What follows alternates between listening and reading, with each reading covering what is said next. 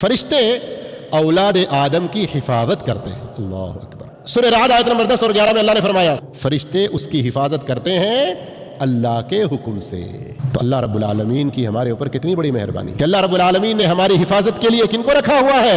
आपको किसी दुश्मन का खौफ हो तो कभी कभी जाके पुलिस स्टेशन में दरखास्त देते हैं और कुछ एक या दो गार्ड आपके घर पे होते हैं ना, कभी ऐसे हालात होते हैं ना किसी के साथ, तो अब आप जरा सुकून से रहते हैं कि नहीं रहते हैं? हुकूमत या पुलिस स्टेशन या जो भी जिन्होंने भी आपको प्रोटेक्शन दिया, सेफ्टी दी, उनके शुक्रिया का जज्बा आपके अंदर होता है नहीं होता है?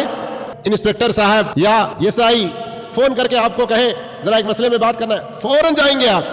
क्यों? अरे उसके मेरे ऊपर एहसानात हैं। वो कहे कि आपके लिए 24 घंटे हमने इंतजाम कर दिया है, फुला काम आपको करना है, तो फौरन करने को तैयार होते नहीं होते हैं। लेकिन अल्लाह के क्या अहकामात हम पूरे कर रहे हैं, अल्लाह का कितना शुक्रिया हम प्रैक्टिकल तौर पर, अमली तौर पर बजा रहे हैं, जरा गौर करें। अल्लाह ने हमारे साथ कितना बड़ा एहसान किया, हमारी हिफाजत के लिए फरिश्तों को मुकर्रर किया है।